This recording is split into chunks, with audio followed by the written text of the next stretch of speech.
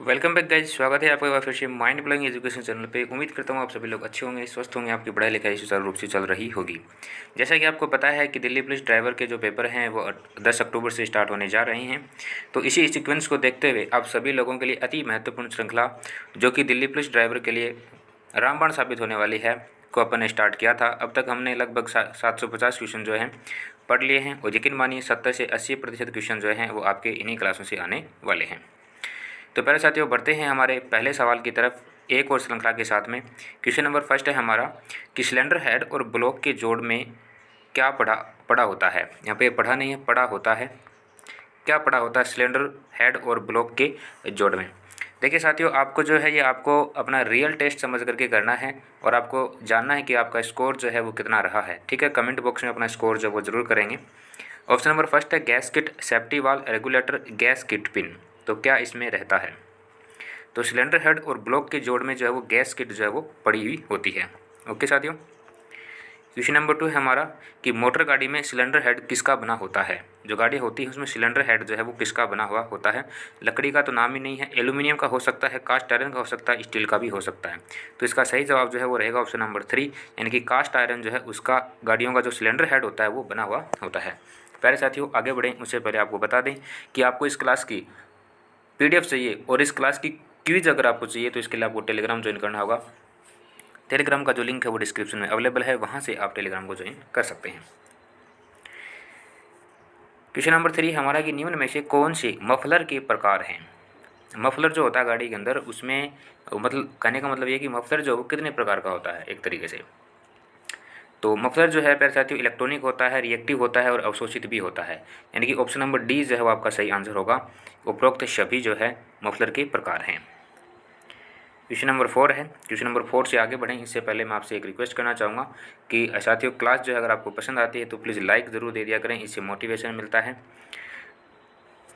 और शेयर भी ज़रूर करें ताकि आपके जैसे और साथी जो तैयारी कर रहे हैं उनको फ़ायदा मिल सके। क्वेश्चन नंबर 4 है हमारा कि एयर क्लीनर को तेल से क्यों भरा जाता है। लुब्रिकेंट करने के लिए, वायुमंडल से मिट्टी और धूल कणों को रोकने के लिए, प्रेशराइज करने के लिए या फिर गति बढ़ाने के लिए। तो हमारा जो एयर क्लीनर होता है उसका प्रयोग जो है वो क्यों किया जाता है, उसमें तेल क्यों भरा जाता है। तो इसका सही जवाब जो है वो रहेगा ऑप्शन नंबर बी, जो वायुमंडल से मिट्टी और धूल कण जो आते हैं उनको रोकने के लिए जो है उसमें तेल भरा जाता है। क्वेश्चन नंबर 5 है हमारा कि 4 सिलेंडर इंजन की केम सांपट पर कितने वाल्व केम होते हैं। 5, 6, 8 या फिर 10। तो प्यारे साथियों 8 जो होते हैं ना, 8 केम सांपट पर वाल्व होते हैं, केम वाल्व होते हैं। ठीक है। क्वेश्चन नंबर 6 है कि केम सांपट के अगले सिरे पर एक फाइबर की बनी हुई गरारी फिट रहती है। जो केम सांपट होती है ना उसके अगले सिरे पर फाइबर की बनी हुई क्या होती है, एक गरारी होती है, जिसके दांत जो है ना वो क्रैंक सांपट की पिनियन के साथ मिले हुए होते हैं। इस गरारी को क्या कहा जाता है। ये जो गरारी होती है फाइबर की बनी हुई, इस गरारी का नाम क्या है। मैं आपको पूरे ऑप्शन दिखाता हूँ। Timing pinion, timing valve, timing spring या फिर टाइमिंग स्क्रू। क्या बोला जाता है इसको। तो आपने नाम सुना होगा टाइमिंग चेन, है ना, ये उसी तरीके का होता है। टाइमिंग पिन, इसे पिनियन जो है इसको बोला जाता है। ऑप्शन नंबर फर्स्ट जो है आपका सही आंसर होगा। क्वेश्चन नंबर 7 है कि अगर प्लांट पंचर है, गाड़ी का जो प्लांट है वो पंचर है, तो किस प्रकार का टांका लगाकर ठीक कर देना चाहिए। तांबे का, रंगे का, लोहे का या फिर स्टील का। तो पैसे तो रंगे जो होता है ना, रंगे इसका टांका लगा करके जो प्लांट में पंचर है उसको ठीक किया जा सकता है। क्वेश्चन नंबर 8 है कि मोटर गाड़ी के प्लांट एवं कवर के बीच में कितने इंच का फासला होता है। आधा, यानी कि 1/2, 1, 2 या फिर 3, कितना होता है। तो मोटर गाड़ी के प्लांट और कवर के बीच में आधे इंच का फासला होता है। क्वेश्चन नंबर 9 है किस वाल्व से हवा मिलकर गैस बन जाती है। गाड़ी के अंदर ऐसा कौन सा वाल्व है जिससे हवा मिलकर गैस बन जाती है। Choke valve, inlet valve, needle valve या फिर थ्रोटल वाल्व, कौन सा होता है? चोक वाल्व जो होता है, चोक वाल्व, उससे हवा मिल करके गैस बन जाती है। क्वेश्चन नंबर 10 है कि मोटर गाड़ी के इस पुर्जे को कार्बोरेटर क्यों कहते हैं? कार्बोरेटर क्यों कहते हैं? कौन सा ऐसा पुर्जा जिसको कार्बोरेटर कहा जाता है? क्योंकि कार्बोरेशन तैयार रहता है, क्योंकि कार्बन तैयार रहता है, क्योंकि बारूद तैयार होता है, क्योंकि मिक्सी जैसा कार्बोरेटर होता है। तो प्यारे साथी, इसको कार्बोरेटर इसलिए कहा जाता है क्योंकि इसमें कार्बोरेशन जो होता है ना वो तैयार रहता है, इस वजह से कहा जाता है। ऑप्शन नंबर फर्स्ट जो आपका सही जवाब होगा। क्वेश्चन नंबर 11 है अपना कि निम्नलिखित में से फ्यूल को कैसे बचा पाएंगे? फ्यूल यानी कि ईंधन जो होता है, तेल जो होता है, उसको कैसे बचा पाएंगे कि इंजन स्वस्थ रहे, बार बार ब्रेक ना लगाएं, बार बार क्लच ना दबाएं, या फिर उपरोक्त सभी। फ्यूल को बचाने का सबसे अच्छा तरीका क्या है कि इंजन जो है वो स्वस्थ रहना चाहिए, इंजन के अंदर कोई भी किसी भी प्रकार की मिस्टेक नहीं होनी चाहिए। अगर आप बार बार ब्रेक लगाते हैं तो भी जाहिर सी बात है इंजन की ज़्यादा खपत होती है, क्योंकि गाड़ी दबती है और फिर वापस वो उसी मोड में आने के लिए उसको ज़्यादा पावर की ज़रूरत पड़ती है।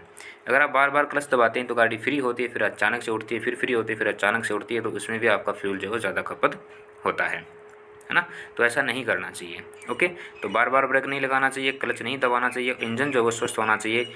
इस तरीके से हम क्या कर सकते हैं, गाड़ी का जो फ्यूल है उसको बचा सकते हैं। यानी कि ऑप्शन नंबर 4 जो है आपका सही आंसर होगा कि इन सभी का प्रयोग करके हम गाड़ी के अंदर फ्यूल जो उसको बचा सकते हैं। क्वेश्चन नंबर 12 है अपना कि सेपरेटर निम्नलिखित में से किसके बने होते हैं? जो सेपरेटर लगे होते हैं गाड़ी के अंदर, आपने देखा होगा, वो किस चीज़ के बने हुए होते हैं? उपचारित लकड़ी, fibre, plastic fibre, glass fibre, या फिर उपरोक्त सभी। किस किस के बने हुए होते हैं? तो जो सेपरेटर होते हैं ना वो उपचारित लकड़ी के भी बने होते हैं, प्लास्टिक फाइबर के भी बने होते हैं और ग्लास फाइबर, इन तीनों के मिलकर के बने हुए होते हैं। यानी कि आपका सही जवाब क्या होगा? उपरोक्त सभी। Option number 4 is the right answer. Question number 13 है कि लुब्रिकेंट्स में निम्नलिखित में से कौन से प्रकार हैं?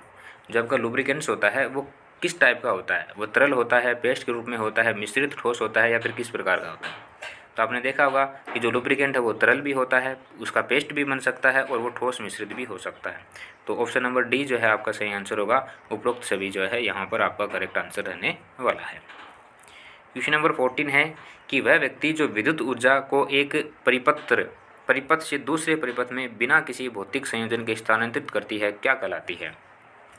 वापस से समझना क्वेश्चन को। विद्युत ऊर्जा जो होती है ना उसको एक परिपथ से दूसरे परिपथ में बिना किसी भौतिक संयोजन के स्थानांतरित करती है, तो उसको क्या कहा जाता है? जनरेटर कहा जाता है, मोटर कहा जाता है, अल्टरनेटर कहा जाता है, फिर ट्रांसफार्मर। ये जनरेटर जो होता है ना इसको जनरेटर ही बोलते हैं। जनरेटर तो आपने देखा होगा है ना। तो क्या कहा जाता है, क्या करता है ये? तो प्यारे साथियों, जो ट्रांसफार्मर जो होता है ना, ट्रांसफार्मर वो क्या करता है? ट्रांसफार्मर विद्युत ऊर्जा जो होती है उसको एक परिपथ से दूसरे परिपथ में बिना किसी भौतिक संयोजन के स्थानांतरित कर सकता है। ये तो आपको पता होगा। ट्रांसफार्मर अगर आपने नहीं देखा है तो आप आज गौर से देखिएगा ट्रांसफार्मर को, आपको पता चल जाएगा। बैटरी चार्जिंग के समय इलेक्ट्रोलाइट की आपूर्ति किसके द्वारा की जाती है? लेड पेरोक्साइड के द्वारा, लेड सल्फेट के द्वारा, ऑक्सीजन, या फिर आसुत जल। तो इलेक्ट्रोसाइड जो होते हैं ना E+ है ना, तो उनकी जो पूर्ति है वो आसुत जल के द्वारा की जाती है। यहाँ पर E- नहीं है, इस चीज़ को ध्यान रखेंगे। कुछ बच्चे कमेंट करेंगे वो E- होता है, यहाँ पर मैं आपको E+ के बारे में जिक्र कर रहा हूँ। ओके, क्वेश्चन नंबर 16 है अपना कि टायर शीघ्र घिसे होने का कारण, यानी कि आपकी जो गाड़ी होती है उसमें टायर शीघ्र क्यों घिसे जाते हैं, इसकी वजह पूछिए। हवा का दबाव सही नहीं होना, व्हील अलाइनमेंट सही ना होना, भार का अधिक होना, या फिर उपरोक्त सभी। तो देखो, आपके टायर जल्दी कब घिस सकते हैं? जब आपका हवा का जो प्रेशर है ना वो सही नहीं होगा। भाई कम हवा होगी तो जाहिर सी बात है गाड़ी के टायर ज़्यादा घिसेंगे। अगर व्हील अलाइनमेंट सही नहीं है, व्हील अलाइनमेंट का मतलब क्या होता है? जब आप व्हील अलाइनमेंट करने जाते हैं ना तो गाड़ी के आगे के टायर और पीछे के टायरों को व्हील अलाइनमेंट की जाती है। उसमें क्या होता है कि जो आपका टायर होता है ना वो एक साइड से थोड़ा सा या तो अंदर की साइड या फिर बाहर की साइड दब जाता है। ठीक है, तो फिर वो क्या होता है कि वो उसी साइड से घिसना स्टार्ट कर देता है। तो इसलिए गाड़ी का जो अलाइनमेंट है ना वो करवाया जाता है। ठीक है जी, 5 से 7 मिनट का काम होता है बस ये। अगर आपने कभी करवाया होगा तो आपको पता होगा। मेरा तो क्या है कि मैं तो करवाता रहता हूँ अलाइनमेंट, है ना, मैं थोड़ा सा ऐसा याद में। अच्छा, भार का अधिक होना, ये भी सही बात है। अगर भार अधिक होगा तो टायर के ऊपर लोड ज़्यादा पड़ेगा और उससे टायर जो वो ज़्यादा घिसेगा। तो ऑप्शन नंबर डी जो है ना इसका सही आंसर होगा। यानी कि अगर गाड़ी के अंदर हवा का दबाव सही नहीं है तो भी टायर घिसेगा, अलाइनमेंट सही नहीं है तो भी घिसेगा, और भार अधिक होगा तो भी घिसेगा। तो option number D is the right answer. Question number 17 है कि नीचे दिए गए वाहनों में से परिवहन वाहन है। परिवहन वाहन का मतलब जो सवारियाँ एक स्थान से दूसरे स्थान तक लेके जाता है। पब्लिक सर्विस मोटर वाहन, पब्लिक सर्विस मैक्सी वाहन, स्टेज कैरिज या फिर उपरोक्त सभी। यहाँ पर ये मैक्सी नहीं है ना, ये टैक्सी वाहन होगा, टैक्सी। इसको कट करना और इसको लिखना टैक्सी। ये टाइपिंग एरर है, ये होती रहती है, गलतियाँ करने से इंसान सीखता है। तो परिवहन जो होते हैं ना, परिवहन वो पब्लिक सर्विस मोटर वाहन जो भी आते हैं ना उसके अंदर काम में ले जाते हैं, सॉरी परिवहन वाहन होते हैं वो। क्वेश्चन नंबर 18 है कि किसी वाहन का पंजीकरण स्मार्ट कार्ड के रूप में जारी करने के लिए उसका अलग से चार्ज वसूला जाएगा। पंजीकरण मतलब रजिस्ट्रेशन जो आपकी गाड़ी का होता है वो स्मार्ट कार्ड के रूप में अगर आपको करवाना है तो फिर उसका जो चार्ज है वो आपको अतिरिक्त देना पड़ता है आरटीओ को। उसका चार्ज कितना आपको देना होगा? 100 रुपये, 200 रुपये, 500 रुपये, फिर 1000 रुपये। बहुत छोटी सी रकम है। 200 रुपये जो है वो आपको देना होगा। जब आप 7 से 10 लाख की गाड़ी लेते हैं ना तो ये नॉर्मल सी बात है, 200 रुपये तो आपको पता भी नहीं चलता है ना। क्वेश्चन नंबर 19 है कि नीचे दिए गए फार्म नंबर और उनके उपयोग के संबंध में गलत कथन जो है वो कौन सा है। यानी कि आपको फार्म नंबर दिया गया है और वो फार्म जो है वो क्या काम करता है उनके बारे में इसमें लिखा गया है। आपको बताना कि क्या वो फार्म सही है या गलत है। कहता है कि फार्म नंबर 4A जो है वो अंतर्राष्ट्रीय लाइसेंस के लिए आवेदन करना। यानी कि अगर आपको अंतर्राष्ट्रीय लाइसेंस के लिए आवेदन करना है तो फार्म नंबर 4A को आपको भरना होगा। लाइसेंस की श्रेणी में जोड़ना फार्म नंबर 6A है। नया असाइनमेंट आवेदन के लिए फार्म नंबर 27 है, या फिर चिकित्सक की स्व घोषणा के लिए फार्म नंबर 1 है। तो कौन सा जो है इसमें यहाँ पर गलत होगा? प्यारे साथियों, इसका ऑप्शन नंबर बी जो है वो सही आंसर होगा कि लाइसेंस से में श्रेणी जोड़ना जो होती है ना वो 6A में नहीं आती, वो 3 से 4 में आती है। ठीक है जी। क्वेश्चन नंबर 20 है अपना कि आपकी गाड़ी चौराहे की तरफ जा रही है। ठीक है जी, वहाँ पीले रंग की बत्ती जल रही है। आप क्या करेंगे? आप चौराहे की तरफ जा रहे हैं बत्ती की ओर, है ना, ट्रैफिक सिग्नल पे, तो वहाँ पर पीले रंग की बत्ती जल रही है। आप क्या करेंगे? वाहन की गति को धीमा करेंगे और सावधानीपूर्वक आगे बढ़ेंगे, चौराहे से जल्दी बाहर निकल जाएंगे, या स्टॉप रेखा से पहले रुकने के लिए गति कम कर देंगे, तेज़ रफ्तार से हॉर्न बजाते हुए आगे बढ़ते रहेंगे, या फिर उपरोक्त सभी। क्या कुछ जो है आप यहाँ पर करने वाले हैं?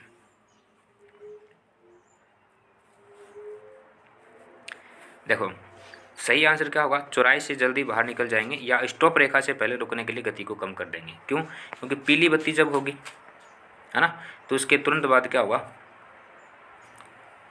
आप कमेंट करके बताएंगे कि लाल बत्ती जलेगी, हरी बत्ती जलेगी। ये भी ज़रूरी है ना। क्वेश्चन नंबर 21 है कि आरपीएम की फुल फॉर्म क्या होती है? रेट पर मिनट, राउंड पर मिनट, रेवोल्यूशन पर मिनट, या फिर रैंडम पर मिनट।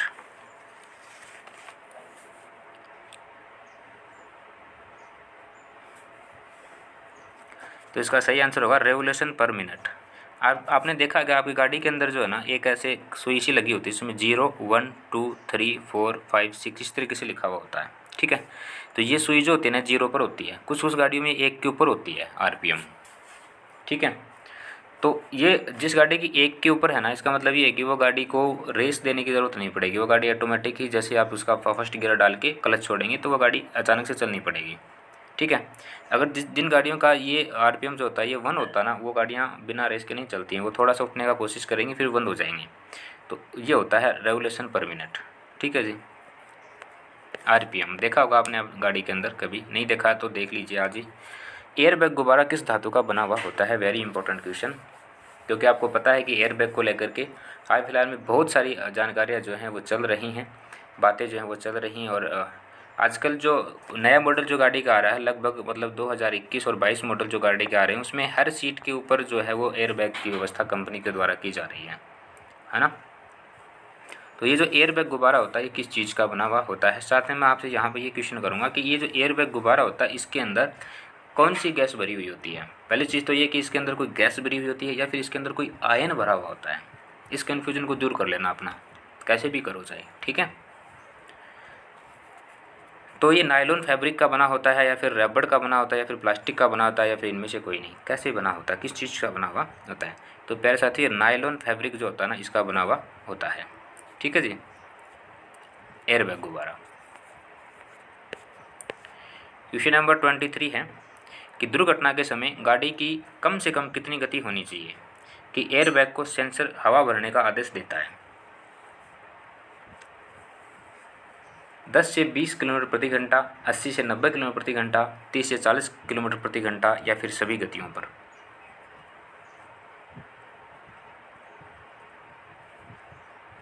तो पहले साथियों कम से कम अगर मैं स्पीड की बात करूँ ना तो 30 से 40 किलोमीटर प्रति घंटा जो है वो आपकी स्पीड होनी चाहिए, तब जो है वो सेंसर जो लगा होता है एयरबैग का वो हवा भरने का आदेश देता है। ठीक है। 10 से 20 किलोमीटर प्रति घंटा पर अगर आपकी गाड़ी कहीं टच हो जाती है थोड़ा बहुत तो वो सेंसर जो है वो नहीं खुलेगा, एक्टिवेट नहीं होगा, यानी कि एयरबैग जो वो नहीं खुलेगा। ठीक है।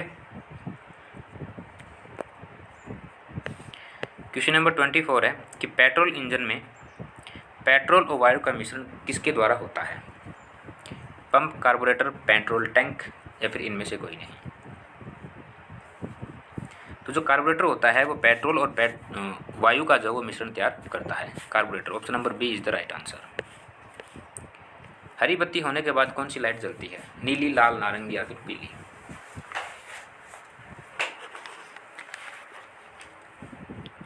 प्यारे साथियों हरी बत्ती होने के बाद में जब वो पीली लाइट जलती है। ठीक है। पीली लाइट का मतलब क्या है कि वो ये बोल रहे हैं कि या तो आप फटाक से निकलिए या फिर रुकने के लिए तैयार हो जाइए। और हरी बत्ती का मतलब क्या है कि आपको गाड़ी चलाते रहना है। लाल बत्ती का क्या मतलब है? गाड़ी आपको रोक देनी है। क्वेश्चन नंबर 26 है कि सूक्ष्म मापी यंत्र वर्नियर कैलिपर का आविष्कार किसने किया था? यानी कि वर्नियर कैलिपर जो होता है उसका आविष्कार किसने किया था? पेरीवर्नियर, जेवर्नियर, पास्कल या फिर आइंस्टाइन? तो कैलिपर आ गया तो पेरीवर्नियर ने जो है वर्नियर कैलिपर्स का आविष्कार किया था। क्वेश्चन नंबर 27 है कि आप किसी वाहन को ओवरटेक कर सकते हैं उस वाहन के बाईं ओर से, उस वाहन के किसी भी ओर से, उस वाहन के किसी भी ओर से नहीं कर सकते या फिर उस वाहन के दाहिनी ओर से। सिंपल सा क्वेश्चन है, very easy.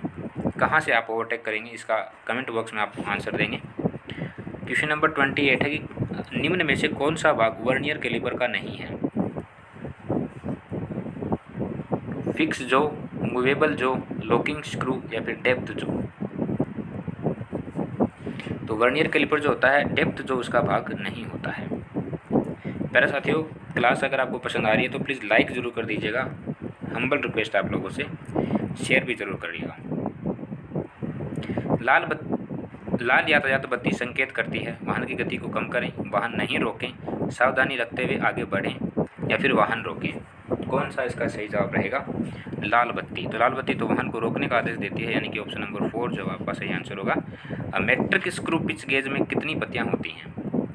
Matric screw pinch gauge में कितनी पत्तियां होती हैं? 12, 24, 48 या फिर 72?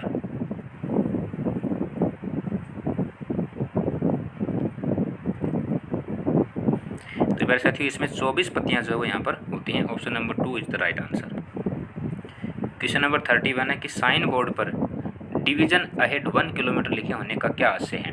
आपने देखा होगा जो रोड साइन जो होती है उनके ऊपर डिवीजन अहेड लिखा होता है, 1 किलोमीटर, 2 किलोमीटर, इस तरीके से।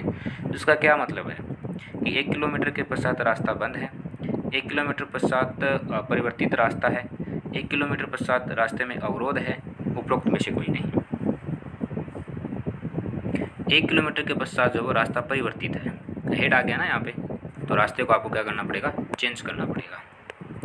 क्वेश्चन नंबर 32 है कि व्हील बबलिंग का क्या कारण है? आपने देखा होगा व्हील जो बबलिंग करता है, यानी कि थोड़ा थोड़ा ऐसे टेढ़े टेढ़े टेढ़े चलता है घूमते टाइम। जब वो सक्रिय करेगा ना, टायर को घुमाओगे थोड़ा सी बबलिंग देता है वो। उसकी वजह क्या हो सकती है कि टायरों में सही हवा का ना होना, खराब सेलिंग रिंग्स का होना, किंग पिन का खराब होना या फिर प्रेशर का गिरना। तो जो किंग पिन होती है ना, टायर को रोकने के लिए किंग पिन लगी होती है, अगर वो लूज हो जाती है, निकल जाती है, तो फिर टायर बबलिंग करने लगता है। इससे आपकी गाड़ी जो है थोड़ा सा वाइब्रेशन ज़्यादा करेगी, वाइब्रेशन है ना, टेढ़ी टेढ़ी सी चलेगी। व्हीकल में असाधारण टायर वियर क्यों होती है? अनुचित टो इन और टो आउट, व्हीकल नट का ढीला होना, अनुचित तरीके से लीकेज का एडजस्टमेंट कर देना, या फिर अनुचित टायर प्रेशर का होना। अनुचित टो इन और टो आउट का होना इसकी वजह होती है।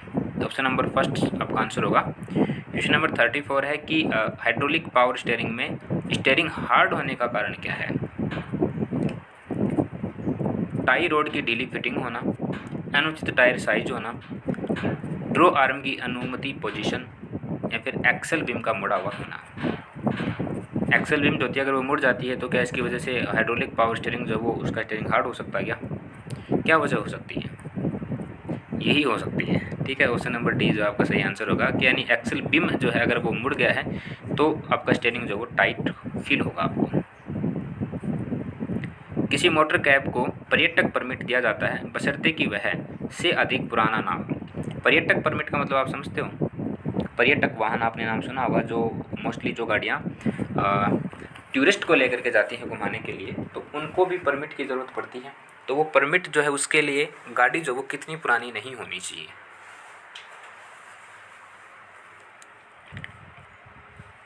तो प्यारे साथियों, गाड़ी जो वो 9 वर्ष पुरानी नहीं होनी चाहिए। अगर 9 वर्ष पुरानी आपकी गाड़ी है तो आपको गाड़ी की परमिट जो वो नहीं दिया जाएगा। सिंपल है। क्वेश्चन नंबर 36 है कि किसी दूसरे वाहन को खींचने के लिए एक ट्रेलर या साइड कार के अतिरिक्त कोई मोटर वाहन से अधिक पर नहीं चलाना चाहिए। यानी कि जब आप किसी गाड़ी को टो करके लेकर जाते हो, या फिर आप उस गाड़ी के अंदर किसी पशु को लेकर के जाते हो, या हैवी मतलब या फिर रोड के ऊपर कोई कार्य चल रहा हो, मरम्मत का कार्य चल रहा हो, तो उस कंडीशन में आपकी गाड़ी जो है वो कितने किलोमीटर से अधिक नहीं चलनी चाहिए। चाल जो आपकी क्या नहीं होनी चाहिए। तो इसका सही जवाब रहेगा 25 किलोमीटर जो है इससे अधिक नहीं होनी चाहिए। 25 से कम जो है वो आप इसको चला सकते हैं। क्वेश्चन नंबर 37 है कि जब एक वाहन को दूसरे वाहन से खींचा जाता है तो आगे के वाहन के पिछले दर्पण और पिछले के वाहन के अगले दर्पण के बीच स्पष्ट दूरी किसी भी समय से अधिक नहीं हो। यानी कि गाड़ी को टो कर रहे हैं आप, है ना, ये गाड़ी आपकी ये है इधर, और ये गाड़ी आपके पीछे है। ये डैमेज वाली गाड़ी है ना, और ये गाड़ी सही वाली है आपकी। गाड़ी तो अच्छी बना देते हैं, है ना। तो आप इस गाड़ी को टो करके लेके जा रहे हैं ना, ये टूटी फूटी गाड़ी है इसको। तो ये जो दूरी होती है ना, न्यूनतम दूरी, ये गाड़ी के अंदर जो वो 5 मीटर कम से कम यहाँ पर आपके डिफरेंस होना चाहिए। ठीक है, देखो क्वेश्चन किस तरीके से आपसे एग्जाम में पूछा गया है, इस चीज़ को जरूर आपको ध्यान देना है। क्वेश्चन नंबर 38 है कि मोटरसाइकिल हेतु अधिकतम अनुमत गति क्या है? जब आप बाइक चलाते हैं रोड के ऊपर तो 50 किलोमीटर प्रति घंटा, 60, 70 या फिर 80 किलोमीटर प्रति घंटा, क्या कुछ आपकी स्पीड जो वो रहनी चाहिए? तो 50 किलोमीटर प्रति घंटा जो है वो मोटर वाहन अधिनियम 2019 के अकॉर्डिंग आपको बताई गई है। हालांकि लोग बाग इससे तो नीचे चलते ही नहीं है मेरे ख्याल से, है ना। जबकि मेरा जो स्पीड है ना बाइक का, मैं मेरी खुद की पर्सनल बता रहा हूँ, मैं 40 से 45 की स्पीड में बाइक चलाता हूँ। हर कोई मुझसे बोर हो जाता है, इसलिए मैं चलाता नहीं हूँ। क्वेश्चन नंबर 39 है कि कितने प्रकार के आधारभूत यातायात चिन्ह हैं? 5, 3, 7 या फिर 9। यातायात चिन्ह जो होते हैं वो कितने प्रकार के यहाँ पर बताए गए हैं? तो आपको पता है कि वो 3 प्रकार के होते हैं, आयताकार, त्रिभुजाकार और अष्टकोणीय। क्वेश्चन नंबर 40 है कि सड़कों पर ट्रैक्टरों को एक सार्वजनिक सड़क पर चलाने के लिए ऐसी सड़क पर गति अधिक होनी चाहिए। 20 किलोमीटर प्रति घंटा, 4 किलोमीटर प्रति घंटा, 10 किलोमीटर प्रति घंटा, उपरोक्त में से कोई नहीं। ट्रैक्टर की जो है वो सार्वजनिक रोड के ऊपर क्या स्पीड जो है वो होनी चाहिए? देखो 4 तो होगा नहीं, बिल्कुल नहीं होगा। सार्वजनिक रोड के ऊपर अगर आप 20 किलोमीटर प्रति घंटा से चलाते हैं तो ये भी गलत है। अगर 20 गलत हो जाए सी बात है, 10 भी गलत है ना। 4 किलोमीटर प्रति घंटा की रफ्तार से तो इंसान ही चल लेता है, फिर ट्रैक्टर को चलाने का फ़ायदा। तो इसका सही जवाब होगा ऑप्शन नंबर 4, इनमें से कोई नहीं। अब आप हमें कमेंट करके ये बताएंगे कि सार्वजनिक सड़क के ऊपर ट्रैक्टर जो है वो, अगर मैं न्यूनतम स्पीड की बात करूँ तो वो कितनी होनी चाहिए? आप कमेंट करके कमेंट में बताएंगे। किसी भाई के पास ट्रैक्टर होगा तो वो हमें इस चीज़ का ज़रूर जवाब दें। 3 लेन वाली सड़क पर ओवरटेकिंग लेन जो है वो प्राय किस तरफ होगी? 3 लेन सड़क जो होती है ना, जैसे मान लीजिए सड़क है, ये फर्स्ट, ये सेकंड और ये थर्ड, ये फर्स्ट, ये सेकंड और ये थर्ड, तो 3 लेन हो गया आपकी रोड पे, है ना। तो इसमें आप अगर गाड़ी को ओवरटेक करेंगे तो किस साइड से करेंगे? बाईं तरफ से, दाहिनी तरफ से, मध्य में से, या फिर इनमें से कोई नहीं? तो पहले साथ तो साइड चाहे कोई भी हो, आपको हमेशा दाहिनी तरफ से ही ओवरटेक जो गाड़ी को करना चाहिए, नॉर्मल सी बात है, ठीक है। अब कुछ बच्चे क्या होते हैं, उस बच्चे का कुछ इंसान ही मान लो आप, सपोज कीजिए कोई गाड़ी यहाँ 2 नंबर लेन पे चल रही है और आप उसके पीछे चल रहे हैं, तो आप ना तो है ना, तो आप क्या करते हैं कि आप अपनी सिचुएशन के अकॉर्डिंग की भी सही ओवरटेकिंग जो है, मतलब आपको तो ओवरटेक करने से मतलब है, तो क्या करेंगे आप, या तो इस साइड से निकल जाएंगे या फिर इस साइड से निकलेंगे, है ना। तो जब आप बाईं ओर से निकलते हैं ना तो वो गलत है, आपको हमेशा दाईं ओर से जो वो ओवरटेकिंग देनी चाहिए, ठीक है। अगर आपके पीछे से कोई गाड़ी आ रही है ना, तो आपको थोड़ा वेट करना चाहिए कि भाई ये गाड़ी निकल जाए, उसके बाद में मैं अपनी गाड़ी को इसके पीछे दौड़ा दूँगा, ठीक है। ध्यान रखना है इन चीज़ों का, छोटी छोटी चीज़ों का। ये क्या है कि ये सारी चीज़ें जो हैं आपकी लाइफ के लिए प्यारे साथियों बहुत ज़्यादा ज़रूरी हैं, क्योंकि माँ बाप का सपना जो है ना, उनको भी आपको पूरा करना है। देखा करो कभी कभी अपने मम्मी पापा को, है ना, ज़्यादा कुछ नहीं कर सको तो कम से कम एक बार अपने पापा के पास बैठ के और पूछा करो कि पापा क्या हाल है ना। उनकी वो आँखें, उनके वो जो हाथ है, जो कटे छिले हैं, वो आपको ज़रूर बयां करेंगे कि बेटा इस घर में अभी गाड़ी की ज़रूरत है ना, किसकी नहीं है, तो बता रहा हूँ। अपना वाहन खड़ा करके छोड़ने से पहले आप क्या करेंगे, मान लीजिए आपको कोई गाड़ी पार्किंग करनी है कभी कहीं पे, चलते चलते पार्किंग की ज़रूरत पड़ गई आपको, खाना वाना लंच वगैरह जो आप करने लग गए, तो आप क्या करेंगे भाई, इग्निशन की बंद कर देंगे। इग्निशन की मतलब चाबी जो वो बंद कर देंगे, या फिर इंजन बंद करके इग्निशन लॉक करेंगे, बस चाबी निकाल कर हैंड ब्रेक लगाएंगे, इग्निशन बंद करके कार को लॉक करेंगे, इनमें से कोई नहीं।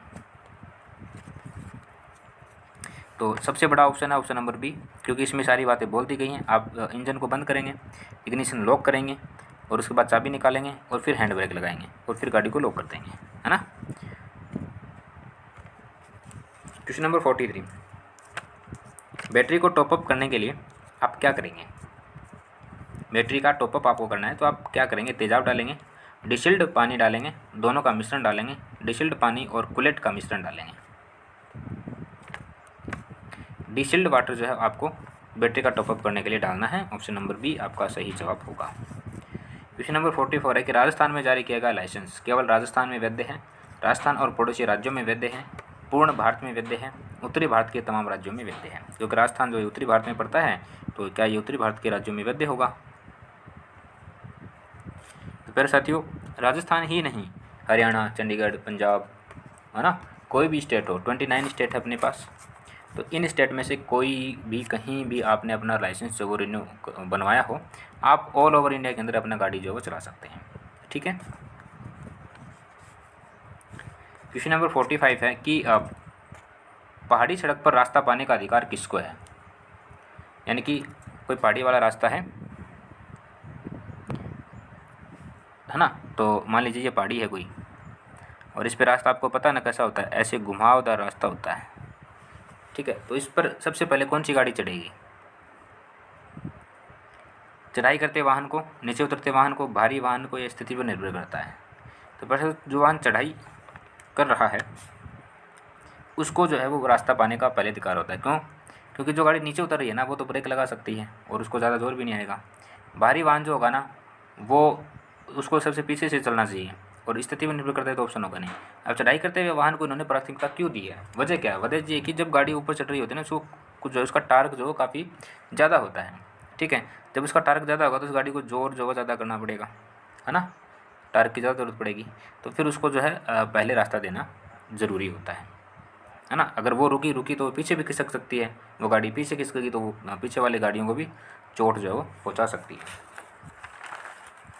क्वेश्चन नंबर 46 है अपना कि एक बार फायरिंग स्ट्रोक हो जाने को क्या कहते हैं, साइकिल, सर्कल, बीडीसी या फिर टीडीसी। तो एक बार अगर फायरिंग स्ट्रोक होता तो उसको हम साइकिलिंग कहेंगे। 47, किस रोड की सहायता से पावर स्ट्रोक क्रैंक शॉकपट को घुमा देता है। कौन सी रोड होती है जिससे पावर स्ट्रोक क्रैंक शॉकपट को घुमा देता है, connected road, inlet road, junction road या फिर कंप्रेशन। तो जो कनेक्टेड रोड जो होती है ना, कनेक्टेड पे जुड़ी हुई है, कनेक्टेड का मतलब क्या हुआ, जुड़ी हुई, यानी कि कनेक्टेड जुड़ी हुई है तो वो क्या करेगा, पावर स्ट्रोक से क्रैंक शॉकपट को घुमा देगा। 48, एबीएस का क्या कार्य होता है, पॉजिटिव ब्रेकिंग प्रदान करना, वाहन को फिसलने से रोकना और ब्रेक फेल को रोकना या फिर इनमें से कोई नहीं, है ना। तो देखो दो चीज़ें मैं आपको बताता हूँ, ब्रेक फेल को रोकना, ब्रेक फेल अगर ब्रेक फेल होते ही नहीं तो फिर ज़रूरत क्या थी इसकी, है ना। इनमें से कोई नहीं, यानी कि मैंने आपके 2 ऑप्शन एलिमिनेट कर दिए। अब बताइए इसका सही जवाब क्या होगा, पॉजिटिव ब्रेकिंग प्रदान करना या फिर वाहन को फिसलने से रोकना। ABS का क्या कार्य होगा।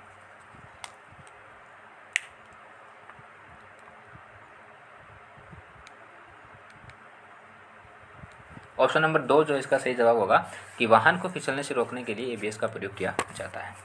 अब ये ABS होता क्या है, इसका कमेंट बॉक्स में आप कमेंट करेंगे, देखते हैं आपको कितना पता है। क्वेश्चन नंबर 49 है कि इंजन में निम्न में से इंजन के स्टार्ट नहीं होने का कारण है।